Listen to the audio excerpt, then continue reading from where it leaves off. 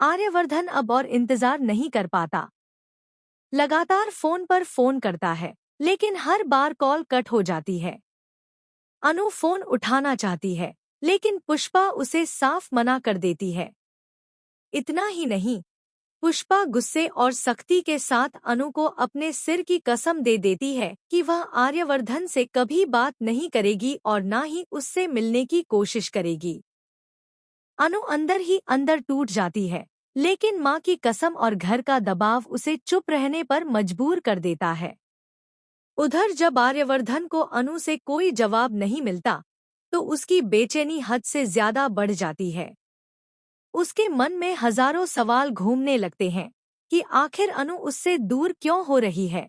क्या किसी ने उसे मजबूर किया है या फिर वह सच में उससे अलग होना चाहती है।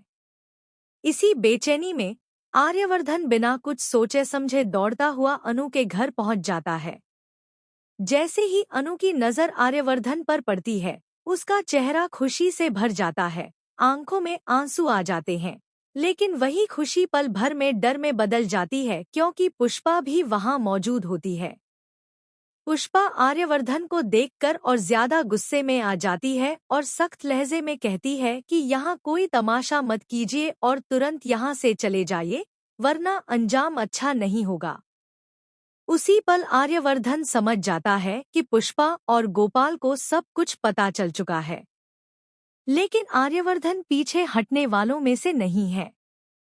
वह साफ साफ पुष्पा से कह देता है कि वह यहाँ किसी तमाशे के लिए नहीं आया है, बल्कि सिर्फ अनु से बात करने आया है, और पूछता है कि आखिर आप अनु को मुझसे बात क्यों नहीं करने दे रही हैं।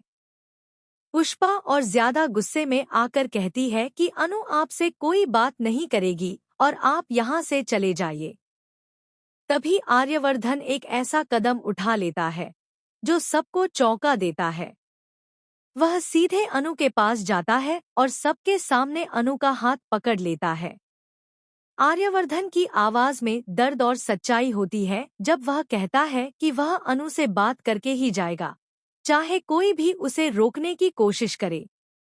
वह साफ कह देता है कि वह किसी की नहीं मानेगा, ना पुष्पा की, ना गोपाल की, और अगर किसी की बात मानेगा तो सिर्फ अनु की। इसके बाद आर्यवर्धन अनु की तरफ देखकर पूछता है कि क्या वह सच में उससे बात नहीं करना चाहती, और अगर अनु कहेगी तो वह उसी वक्त वहां से चला जाएगा। यह सुनकर पुष्पा इशारों निशार